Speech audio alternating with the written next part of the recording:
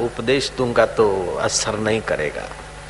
एक नाथ जी ने कहा कि तुम्ही काही पूछतो 7 दिनाची कडे तो तुम्हारी मृत्यु है, 7 दिन के अंदर तो तुम्हारी मृत्यु है। अब क्या पूछते? ऐसा है कि हाँ ऐसा है। अब एक नाथ जी बोल दे तुम 7 दिन में मरने वाले, तो आदमी फिर शंका करेगा। एक नाथ जी जैसे संत, वो तो दुकान पे आया लेकिन याद है कि 7 दिन में मरना है। ओ हैशो हैशो हैशो हैशो कर्म हो गया, 7 दिन के अंदर मरना है, सब छोड़ के जाना है। लोभ कम हो गया, झूठ कपट थोड़ा कम कर दिया, भेल सेल मिक्स बिक्स जरा अब छोड़ो, काय करना है, काय करा चाहे। उसका झगड़ा शांत हो गया, उसका कपट शांत हो गया, गुस्सा शांत हो गया, बेईमानी शांत हो गई, चिंता शांत हो गई कि ये करूंगा ये करूंगा।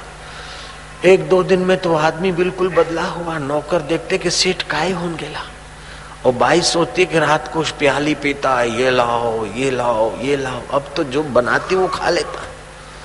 3रा दिन 4था दिन हुआ है, एकदम सज्जन सुबह उठे नहा लेता है, नहाकर सूर्य नारायण को अर्घ देता है। बाई सोचती है, बहू देखती है, बेटा देखता है कि ये क्या हो गया पिताजी को, भक्त आदमी बन गए। जो उठते बैठते गाली देते थे, खपे खपे में खप रहे थे, वो एकदम सज्जन। माझा विठ्ठला। मन कुछ इधर उधर सोचे तो बोले इकडम तिकडम काय कराचा, विठ्ठल विठ्ठल सांगा, लवकर लवकर सांगा। विठ्ठला माझा विठ्ठला विठ्ठला माला घुमाने लगा। 5वां 6ठा दिन हो गया, मंदिर में जाता है, सत्संग करता है। लोगों ने देखा कि ये कैसे चमत्कार हो गया। 7वां दिन की सुबह होने के पहले 6ठे दिन की रात को भगवान का जप करते करते सो गया, लेकिन रात भर उसके जप में ही मन, अचेतन मन जप और ध्यान में लगा रहा। 7वें दिन की सुबह होनी है, वो 3 बजे उठ गया।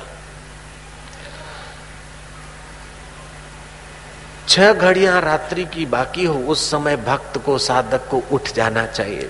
6 घड़ी मतलब सूर्य उदय होने से 2.25 घंटे पहले भक्त और साधक उठ जाए और अपना अभ्यास करे। जैसे 6 बजे सूरज उगता है तो 4:45 बजे उठ जाए, अगर 7 बजे उगता है तो 4:45 बजे उठ जाए, तो वो साधक की साधना जल्दी सफल होती है। क्योंकि सुबह के वातावरण में सात्विकता होती है, ऋषि मुनि संत ध्यान समाधि करते हैं, उसके वाइब्रेशन होते हैं। और ऑर्डिनरी आदमी सुबह सोया रहता है तो उसके संकल्प विकल्प वातावरण में कम होते हैं। तो प्रभात काल को अमृत बरसता है, आध्यात्मिक अमृत बरसता है। प्रातः काल घूमने जाए तो शरीर का स्वास्थ्य और चेहरे की शोभा बढ़ती है और बुद्धि की शोभा भी बढ़ती है।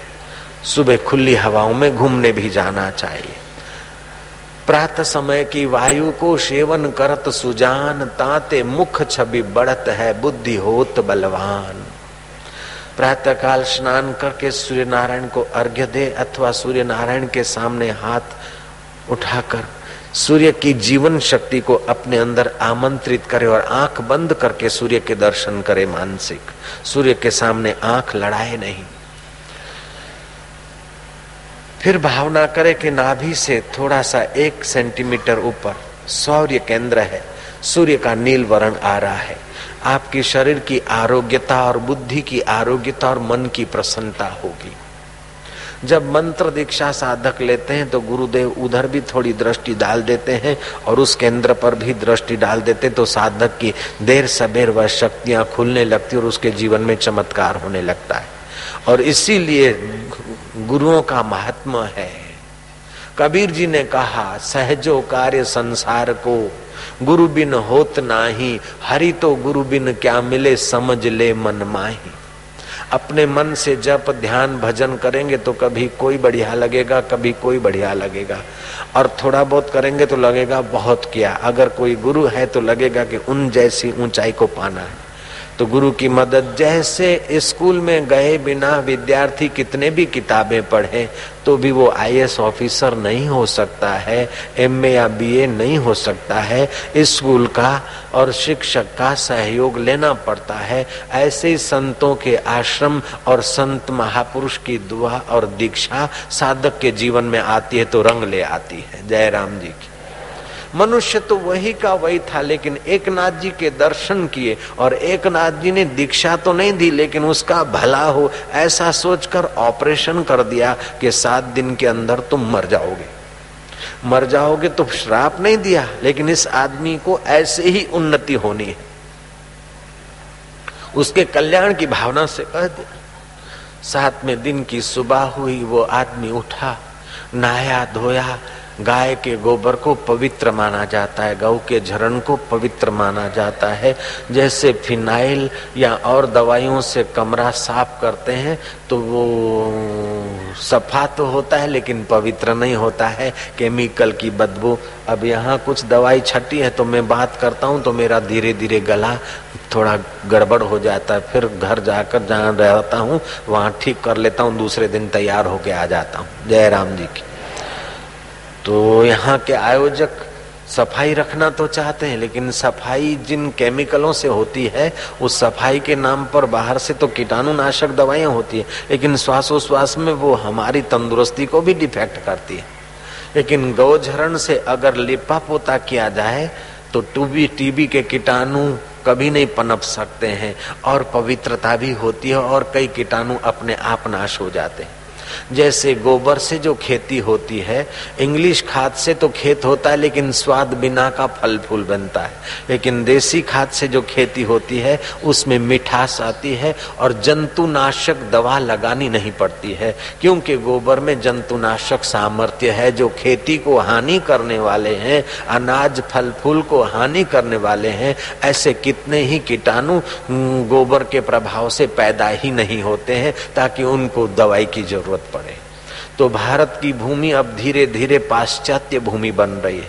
हम अमेरिका गए तो बड़े बड़े सेब, बड़े बड़े भिंडे, बड़े बड़े आम, लेकिन खाओ तो बड़े बड़े फूल। मैं एक प्राइवेट बात बोल दूं आपको, जयराम जी बोलना पड़ेगा।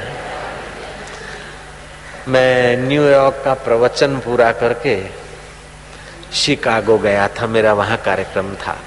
तो शिकागो एयरपोर्ट पर कुछ लोग मेरे को लेने को आए, उसमें अपने हिंदुस्तानी लोग थे। तो उन्होंने मेरे को हार पहनाया गुलाब के फूलों का।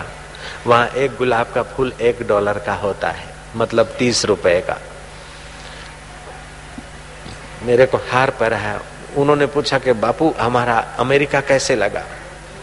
मैंने हार के तरफ इशारा करते हुए मैं ऐसा लगा। बोले व्हाट ऑफ मीनिंग। मैं क्या, बड़ी बड़ी सड़कें, बड़े बड़े मकान, बड़ी बड़ी गाड़ियां, बड़े बड़े फूल, लेकिन सूंघते तो सुगंध नहीं और आदमी के दिल में देखते तो मिठास नहीं। जयराम जी की। जयराम जी तो बोलना पड़ेगा। सोशल लाइफ इज ऑपरेटर का 0 है।